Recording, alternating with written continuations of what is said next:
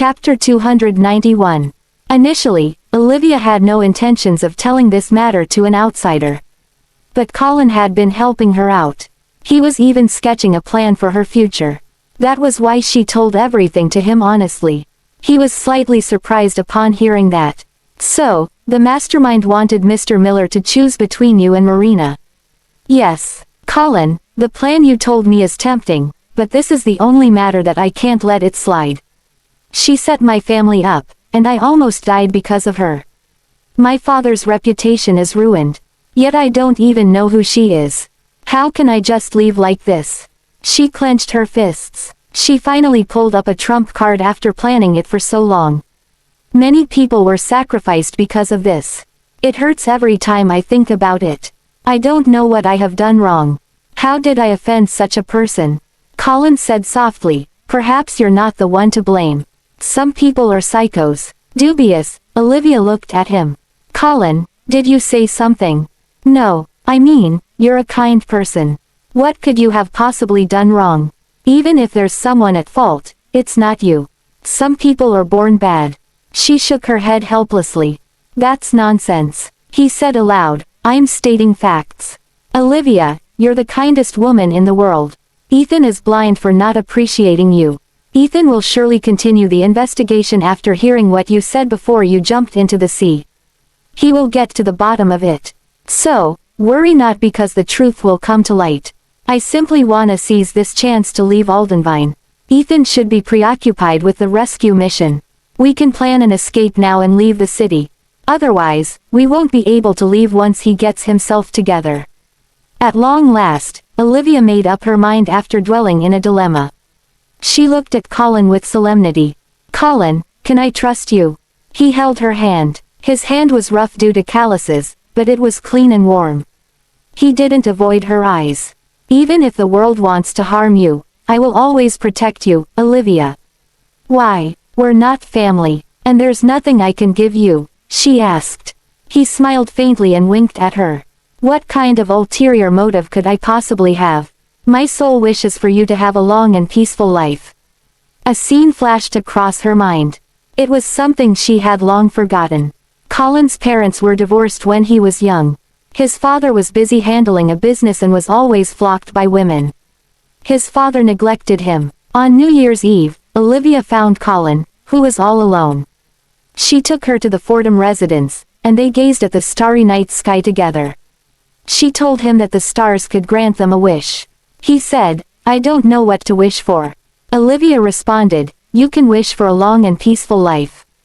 The face of the boy watching the night sky somehow resembled the young man in front of her. Such a pure gaze was her only source of solace in this hellish life. She nodded. Okay, Colin, judging from my father's condition, we can't delay his treatment any longer. There's no need to rush to seek revenge. As long as I'm alive, there will be a chance for it. Please make the necessary arrangements for us. I want to leave Aldenvine. He held her hand tightly. Okay. Chapter 292. Despite knowing that Colin had made comprehensive arrangements, Olivia contacted a few people for help. However, something unexpected happened when they were moving Jeff. When it was time for Olivia and Colin to meet up, he hadn't returned. It was a starless night. But the yard hadn't lost its wholesome atmosphere. Cherry blossoms were dancing under the dim light. Olivia made a wind chime and hung it on a tree branch. The fragments struck each other along the wind. The continuous tinkle made her anxious. She was worried about Colin.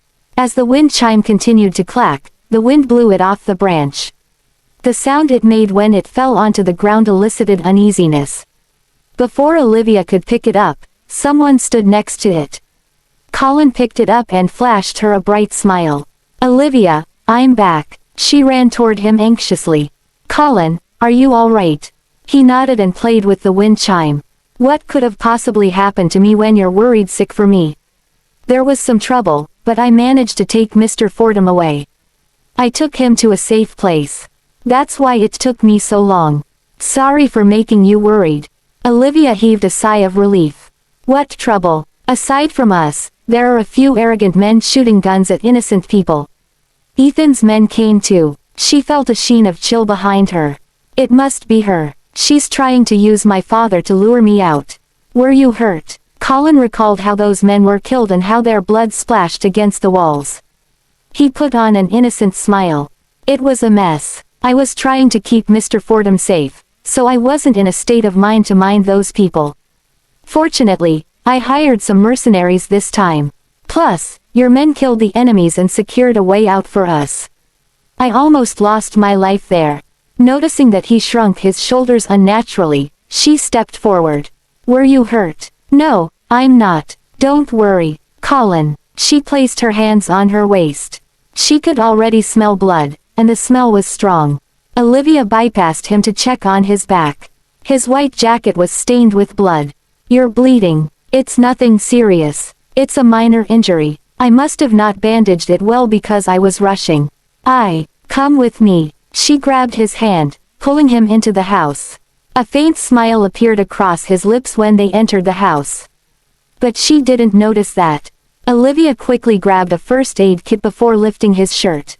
Colin had roughly bandaged his wound after tearing a piece of cloth from his shirt.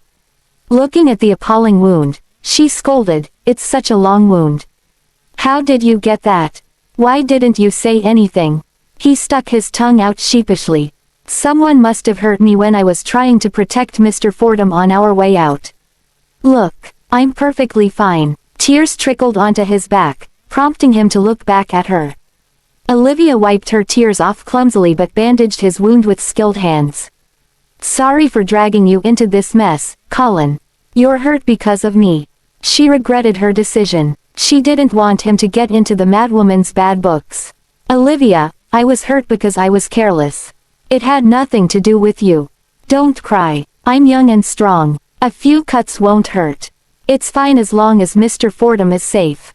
It'll heal in no time. I'm fine." He turned around and caressed her tear-stricken face. He said seriously, "Now that I've saved Mr. Fordham, there's nothing else holding you back from leaving Aldenvine with me, is there?" Chapter 293. Olivia stopped crying. She looked at Colin with misty eyes. She could see her silhouette in his eyes. There was no smidgen of boyish innocence on his handsome face. He seemed like a mature man. Now, was there anything else that was holding her back from leaving? Colin managed to get Jeff out of there. As long as she stayed alive, she could return at any time for revenge. Ethan's face crossed her mind, and she shook her head to get it off her mind. "No, but I would like to see my father before we leave. Is that all right?" "Okay, I'll make an arrangement for it," Colin agreed to her request. Olivia continued tending to his wound. Layer upon layer, she wrapped the bandage around his built body. She was surprised to discover how many scars were on his body. "Colin, why do you have so many scars?" He chuckled lightly. "Olivia, I don't think I've ever told you about my family. Do you wanna hear my story? I'm all ears." She fetched another basin of warm water. Gently, she wiped the bloodstain off his body. "My mother passed away when I was young. But I never once said that my father was the cause of her death. He's an abuser. A dangerous one." Her hands, which were twisting the wet cloth, halted. She looked sideways at Colin. He appeared rather mature under the sheen of yellowish light. His body was built, unlike when he was still a boy. Slightly raising his chin, he chuckled. His voice was hoarse. "My father's life is all about money and alcohol. Whenever something bad happened to his business, he would always get home drunk and hit my mother. Most of my scars were left by him. My mother had always tolerated it for my sake. That was how it was until that snowy day when my father lost an amount of money in the stock market. He placed the iron on my skin. Olivia, have you heard the sound of hot iron searing the skin before? It's the same as grilling meat. My mother wanted to block it, but she managed to block half of it. Half of the iron burned her skin, and the other half burned my back. That was the first time she fought back. And she was pushed down the stairs by my father in the midst of the fight." Olivia looked at the mark on his waist. She couldn't imagine how painful it was. Colin continued, "When I was taken away for a witness statement record, I told the police that she fell down the stairs. I did as my father told me." He suddenly looked back at her. "I was a very bad kid, wasn't I? I lied. I let that scumbag off the book. Tears trickled down his cheeks. Because I don't want to lose my father after losing my mother. The cloth fell into the basin of water. She hugged him. Colin, he continued, I left the country when I was young in order to avoid him. You're the only person in my life who cares if I've taken my meals. You took me home to celebrate New Year's. Olivia, you're the angel that saved me. Olivia recalled his reticent younger self. They exchanged contact numbers before he left the country. During the first few years, she kept in touch with him. But how did they end up losing contact? Only then did Olivia remember that it happened after she dated Ethan. He didn't like how she was close with other men. However, she didn't know that Colin had such painful experiences before. Don't be afraid, Colin. It's already in the past, she cooed. His hands, which were hanging midair, slowly hugged her waist. He hummed in response and tightened his embrace. It is already in the past. Chapter 294. Darkness painted across the night sky, but Olivia wasn't sleepy at all. Lying against the window, she watched the cherry blossom tree. Snowball stretched its body lazily and scratched its nails under the tree. She had agreed to leave with Colin, but she was feeling uneasy for some reason. She was aware that it was her best option. The longer Jeff's treatment was delayed, the more serious his condition would become. Thus, her departure was the best option. Not only could Colin find Leo, but she could also receive treatments to cure her cancer. However, something had been weighing on her chest after she made that decision. It was as though there was a cloud of mist around her. Olivia's hunch kept telling her that something was off. Suddenly, a scream came from Colin's room. Don't hit me. She hurriedly pushed the door open. His room was a mess. He was hiding in a corner, trembling like a stray dog. Colin, it's all right. It's me. She carefully approached him. He hugged her instantly. Olivia, I dreamed about the night my mother died. He was holding an iron while laughing like a devil. Olivia patted his uninjured shoulder. It's all right. It's just a dream. Feeling the temperature in her arms, she touched his forehead. You're running a temperature. Lie down. His wounds might be infected, hence the fever. Olivia got busy as she tried to lower his body temperature. Colin was having a restless sleep. He kept holding her hand while calling her name. Looking at the pitiful young man, she realized that unfortunate people were the same. And that she wasn't having the worst life in this world. Patiently, she kept him company and took care of him. His temperature only returned to normal after 2 days. The morning sunlight cascaded down on Olivia. She woke up only to see an empty bed. She then ran out of the room. Colin was in the yard in a white shirt. He was standing under the cherry blossom tree and smiled at her. His complexion was still pale, showing no signs of vigor. The sunlight fell upon him, and the cherry blossoms danced behind him. He looked like a charming prince coming right out of a fairy tale. Olivia sighed in relief. You scared me, Colin. I thought something happened to you. Olivia, I'm feeling much better. I came out to have some fresh air. Didn't you want to see Mr. Fordham? I can take you there. Don't push yourself too much. You haven't completely recovered yet. She was still worried. Don't worry, I know where the line is. He suddenly held her hand and asked seriously, Olivia, you're the only family I have. Could you not leave my side forever? An obsessive glint flashed in his eyes. Her heart palpitated. She licked her lips before answering, yes. He smiled. It was such a pure smile.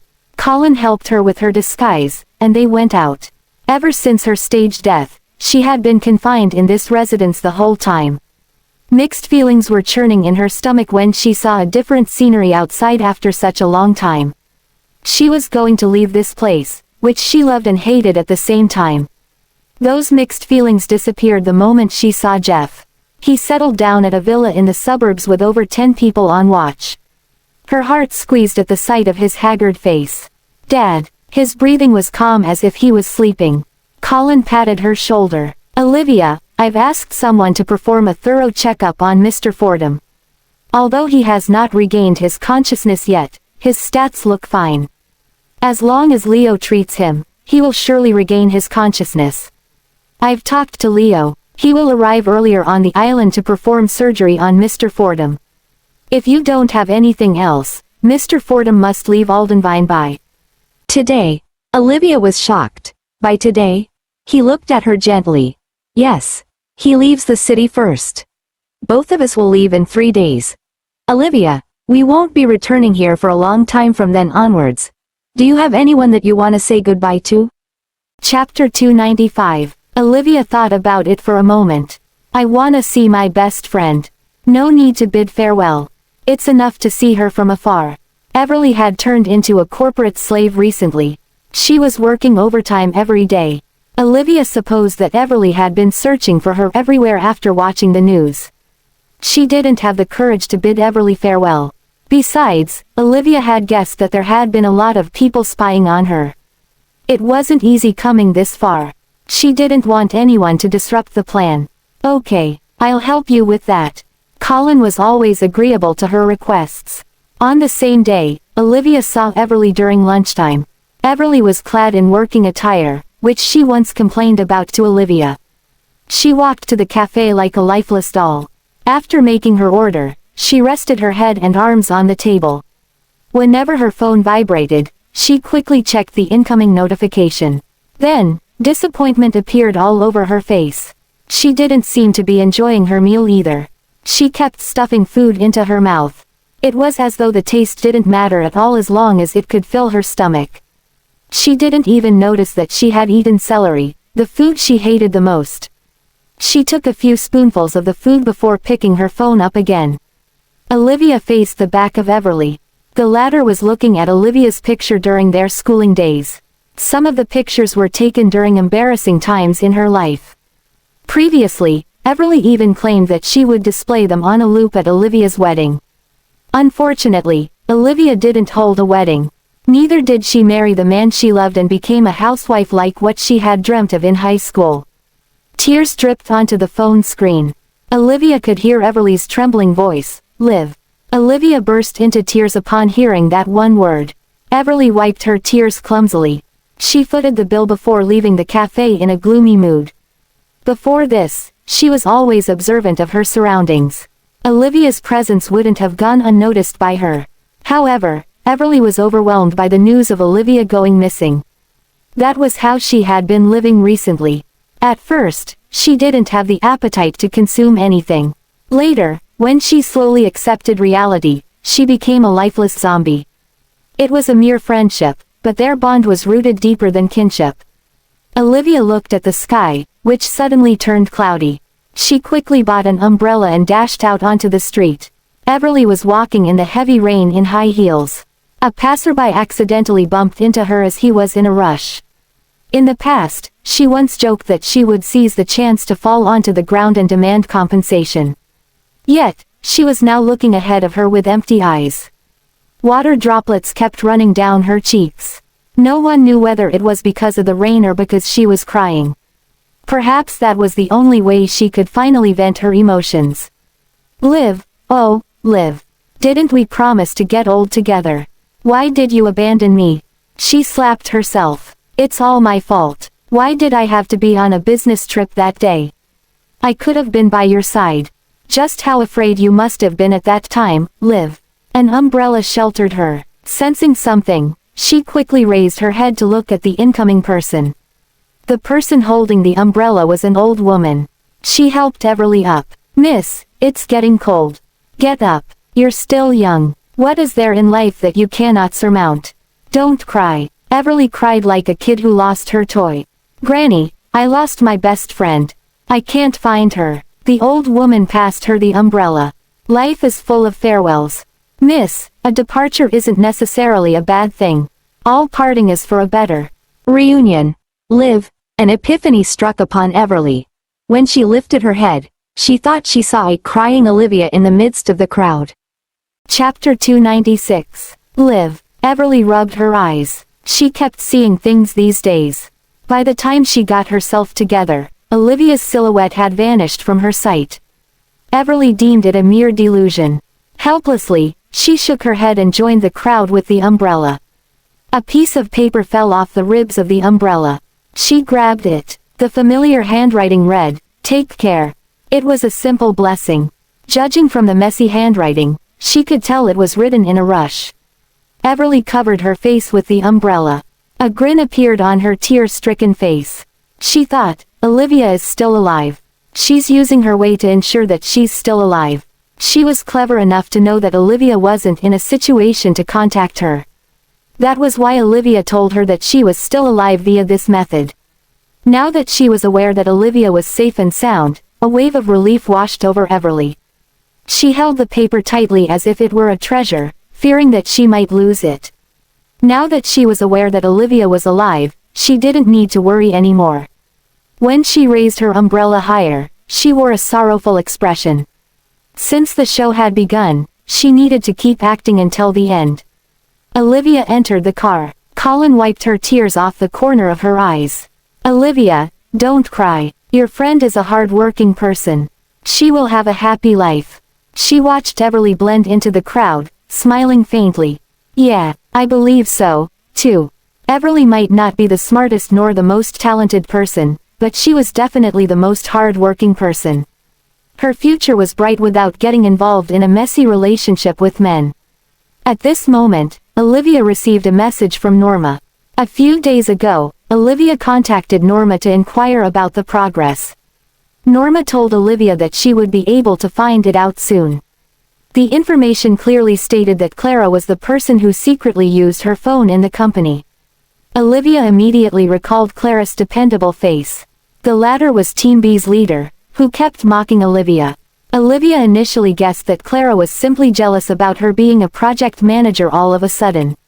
The others felt the same way, too. If Clara was the mastermind's spy, Olivia could understand the reason behind Clara's hostility. Right then, Olivia suddenly remembered the personal information about a tall and skinny man named Paul. When she thought about it, Paul and Clara somehow resembled each other. Olivia wondered what kind of relationship they had. Olivia, why the overreaction? Colin asked. Olivia asked anxiously, Colin, can you help me look into two people? Sure. Who? Colin updated her later at night. As Olivia had expected, Paul and Clara were siblings. Clara took on their mother's last name. Thus, they didn't share the same last name. Furthermore, their grandmother lived in the countryside. If Belle's child was still alive, Olivia wondered if the child could be staying with Paul and Clara's grandmother. Olivia glanced at the address. It was the countryside Jack said he was heading to. He vanished after informing her that. She wondered, did he encounter trouble in the countryside? Or is he in trouble because of his identity? Olivia couldn't find the answer to those questions. All she knew was that she had to find Belle's child. She needed evidence to prove that Belle went crazy because of Paul and not Jeff. Olivia blamed herself for realizing this question now out of all times. Like a cat on hot bricks, she began walking back and forth. Olivia, I received updates that Mr. Fordham has boarded the ship. Colin looked at her. Olivia, what's wrong? You look uneasy. At this moment, her phone vibrated again. It was a message from Norma again. Olivia, read the message, which revealed that Clara had handed in her resignation letter. Clara was going to leave Aldenvine. Chapter 297. Colin covered Olivia's phone screen. Olivia, I know that you're anxious and wish to ask Clara about everything. He saw through her intention.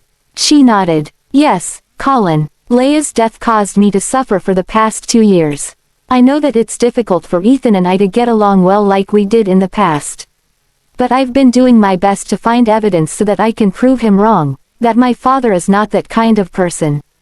Olivia clenched his sleeve. I barely found the hope to continue living. Colin asked seriously, Olivia, have you ever thought that this could be another trap to lure you out? Your hints led Ethan to reinvestigate his sister's death.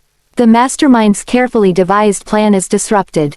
She's reusing her pawns one by one. Why did Clara make such a huge ruckus by resigning from her position? She answered, she's waiting for me to show up. That's right. The fact that you've survived has disrupted her plan. Your only weakness is Mr. Fordham, and I've already sent him away. She has nothing to hold over your head. That's why she took this move. Olivia's face darkened. Yeah, she has a lot of tricks up her sleeves. She thought of Ryan, who wanted to lure her out at the engagement party. Gritting her teeth, she was thinking of a counter-plan. Suddenly, her eyes brightened. I have a plan. What? Colin turned his head to look at her. Since Ethan is investigating this case, I can add fuel to the fire. Give him a tip-off about this information. It doesn't matter if it's real or fake. It's up to him to decide. He nodded. Okay. Olivia, I suddenly feel uneasy about this. We should leave the city earlier than planned. Olivia was stunned for a moment before she responded, okay. We'll do as you say. Now, the only person she could trust was Colin. She took out the Teddy phone watch from the pillow. Ask someone to return this to Mrs. Carlton. I can't accept her maternal love. He hummed in response and stroked her head. Rest up. I'll make the arrangements. Okay. Ethan shoved the documents off the desk in his study. He slammed his hands on the desk with a grim expression. Any news about Liv's whereabouts? Calm down, Mr. Miller. We almost drained the water out of the area. If Mrs. Miller was dead, we would have found her long ago. It's highly possible that she's gone into hiding. Quote, Ethan obviously knew that Olivia had gone into hiding. But there was something else plaguing his mind. He wondered, I won't harm her again. If she can't believe in others, why doesn't she believe in me? If she's not dead, why didn't she come find me? All the evidence he found from his investigation was directed toward the same thing: someone was setting Jeff up. The document in front of him was the result of a deeper investigation. A lot of problems arose. The previous information stated that Jeff had unusual relationships with the women who received his sponsorship. However, based on this investigation, those girls were either mentally ill or came from dysfunctional families.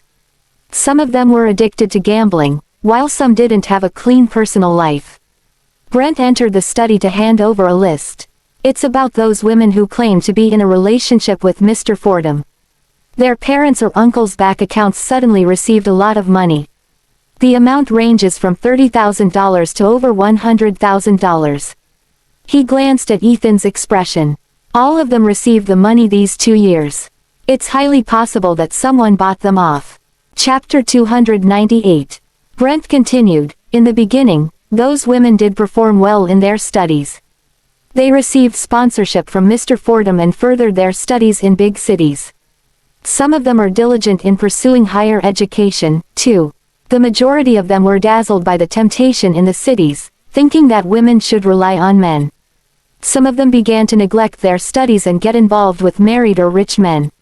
Some of them even took the ride that comes every Friday specifically for college girls. The good ones had become housewives after graduation, while the bad ones lead an indecent life until today.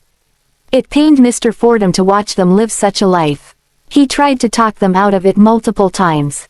Yet, they betrayed him by framing him for having distorted ideas on them. I captured a few of them and scared them into spilling the truth. Some of the good ones were paid to spread bad rumors about Mr. Fordham, too. As for the mentally ill people, they were either sent to a psychiatric hospital or had committed suicide. I couldn't find their families either. The other party didn't manage to buy off some of them. They told me that Mr. Fordham had been treating them well. He is a good person.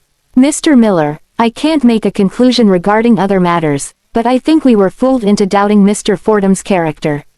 Brent made the final conclusion. Ethan tightened his fist, crumpling the document that he was holding.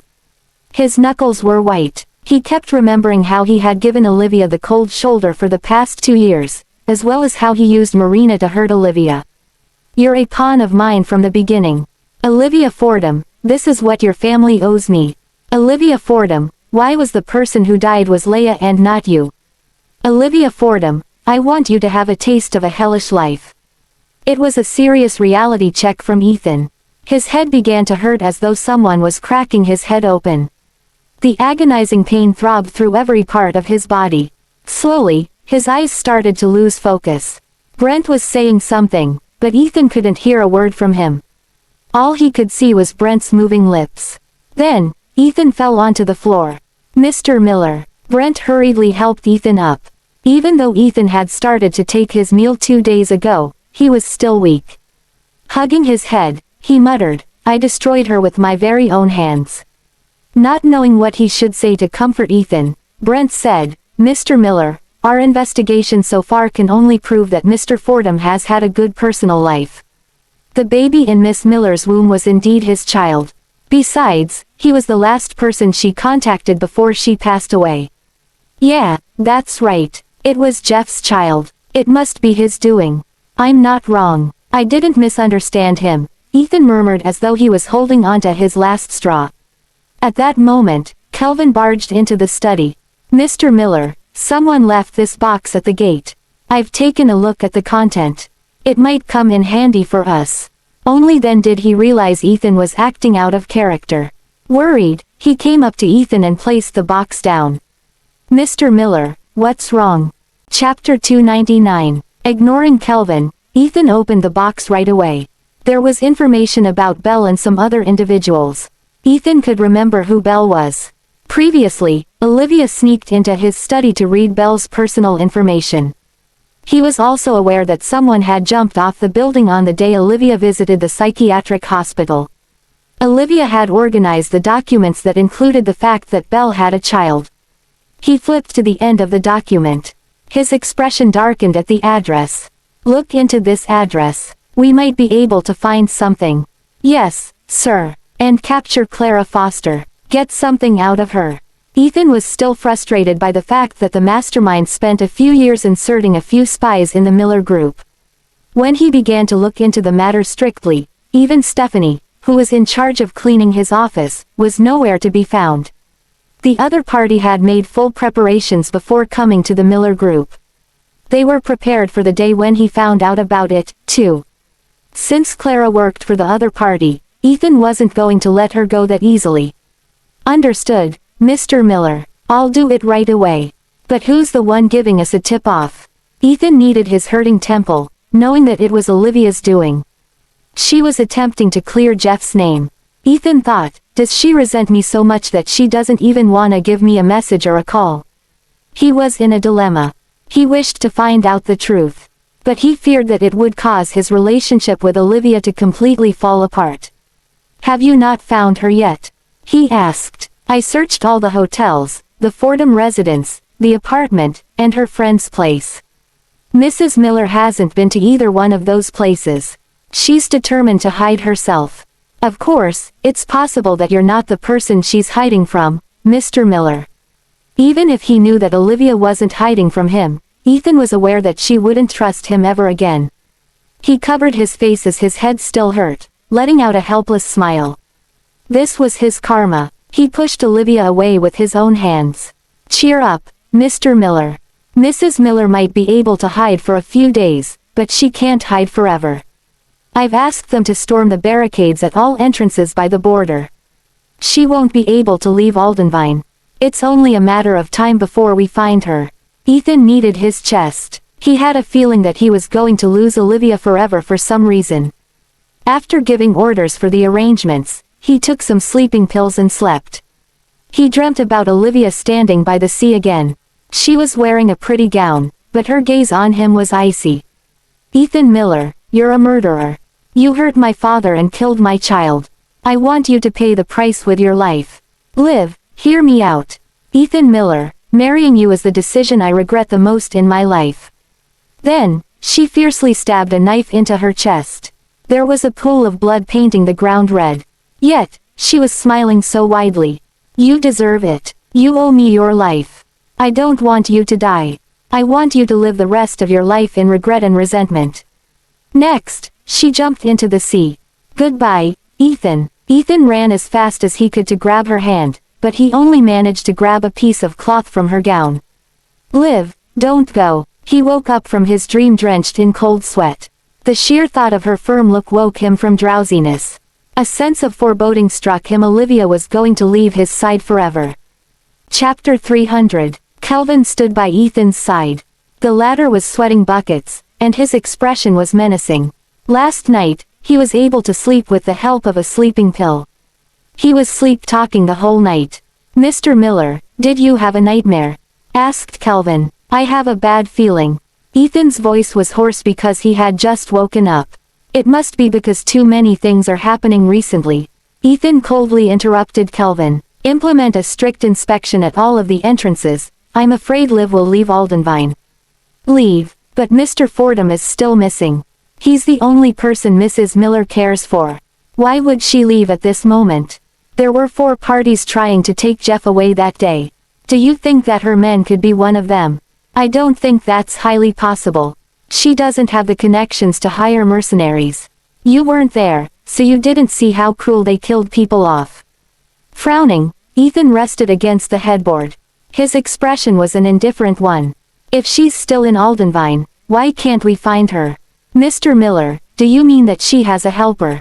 Kelvin asked. That's possible. Ethan lifted the blanket and got out of the bed. He headed to the bathroom. He wondered where Olivia could possibly be. He had searched everywhere for her. Cashless payment was prevalent nowadays. She didn't have cash, but there were no payment records under her name. How was she able to survive then? Ethan was confident that she had a helper. But who could it be? Everly was humming. Even her boss the exploiter didn't seem hateful to her today. She thought, it has been a while since I had a nice meal. What should I eat today? She heard that there was a newly opened barbecue restaurant a few blocks away. The thought of juicy grilled meat made her salivate. She licked her lips. When she took a turn at a corner, she saw Ethan smoking. She didn't expect to see him here. She retreated while praying that he didn't see her. After taking a few steps backward, she realized that she couldn't move. He was grabbing Everly's scarf. Ethan looked right into her eyes. Let's have a talk. She wished she could refuse his suggestion by slapping his hand away. But she didn't have the nerves to anger him. Something felt strange to her. Before this, whenever they met each other, he always appeared to be the arrogant hotshot businessman. Now, he seemed like a lonely man whose wife had run away. He was wrapped up in loneliness and desolation. A few minutes later, they sat opposite each other like the last time they met. Everly's legs were trembling. Meanwhile, Ethan handed her the menu generously. It's on me. Order whatever you want. She was excited when it came to food. After all, her motto was, no food, no life. Besides, it was a rare chance for Ethan to buy her a meal. She gladly pointed at the menu. This and this, he said, save the courtesy. You don't have to hold yourself in. As soon as he finished, he heard her adding, I want everything besides those 2. He was rendered speechless. Everly was all smiles. Sorry, Mr. Miller. Courtesy was never in my dictionary. Ethan spread his hands as he wasn't bothered by it. He said to the waiter, that's it. She thought, it's a waste that Olivia didn't rip him off before divorcing him. He's basically swimming in cash. If I were her, I would have ripped him off and sold all of his properties. She grinned. Mr. Miller, I don't think you're here to buy me a meal out of kindness. Have you met Liv? He asked coldly.